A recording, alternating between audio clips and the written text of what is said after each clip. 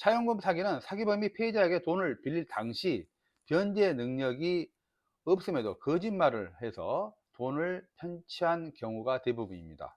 따라서 경찰은 차용금 사기를 밝히기 위하여 돈을 빌리게 된 경위, 차용금의 사용처, 원금 및 이자 등 변제 여부, 또 변제 능력, 또 돈을 갚지 못한 이유, 재산 상태, 은행 거래 내역서, 잔고, 대출금, 월 수입, 채무, 납세 내역 등의 조사를 하게 됩니다. 결국 차용금 사기는 사기범이 돈을 갚을 의사나 능력이 없음에도 돈을 빌린 다음 다른 용도에 사용하는 용도 사기라고 할 수 있습니다. 따라서 경찰은 사기범의 변명을 토대로 그에 맞는 자료를 요구하는 등 수사를 진행하게 됩니다. 고소장 작성 방법입니다.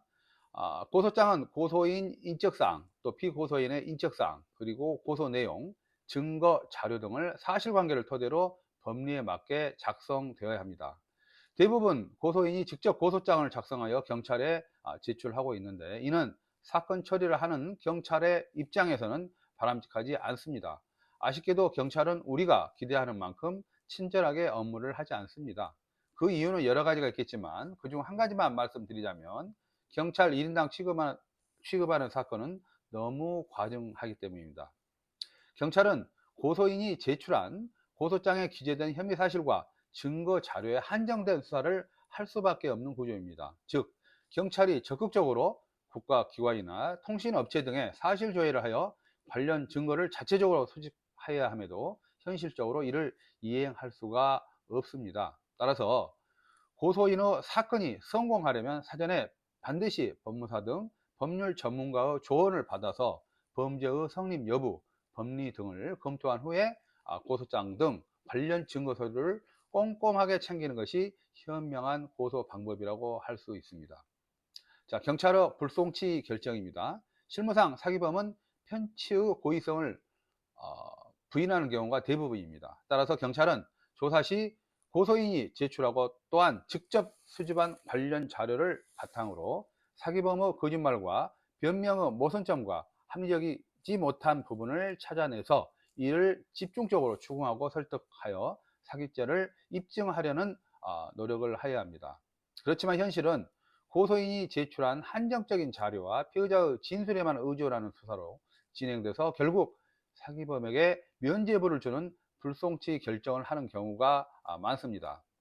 경찰이 차용금 사기를 밝히기 위해서는 사기범의 기망 방법, 거짓말의 구체적 내용, 당시 피해자가 착오에 빠질 수밖에 없었던 이유 및 인과관계 등에 대한 조사 및 이를 입증할 수 있는 증거가 충실하게 보충되어야 하며, 피해자의 처분 행위에 대한 일시 및 장소, 내용 등을 분명하게 특정하여야 할 것입니다. 경찰이 불송치 결정을 한 경우 현행 형사소송법은 이의 신청을 통해 관할 검찰청 검사로 하여금 직접 보안수사 또는 경찰의 보안수사를 할 수 있도록 규정하고 있습니다. 자, 마지막으로 고소인 이의 신청입니다. 경찰은 불송치 결정을 한 경우에 고소인에게 불송치 결정 이유가 기재된 불송치 결정서를 서면으로 통지하게 됩니다.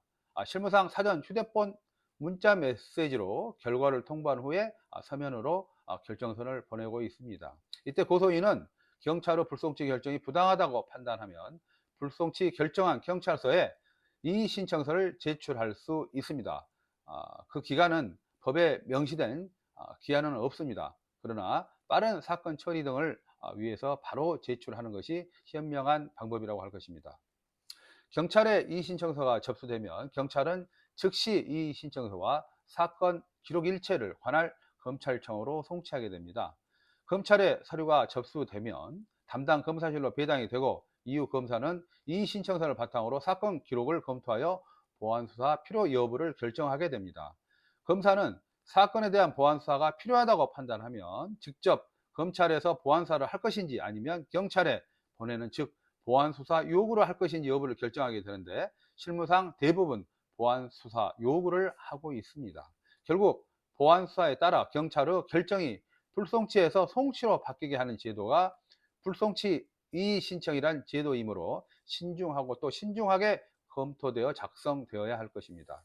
따라서 법무사 등 법률 전문가의 사전 검토를 통해서 경찰의 사건 수사에 대한 사실 오인, 법리 오해, 수사 미진 등에 대한 부분을 철저하게 파악한 후에 이를 근거로 이 신청서를 법리에 맞게 작성되어야 좋은 결과를 얻을 수 있습니다.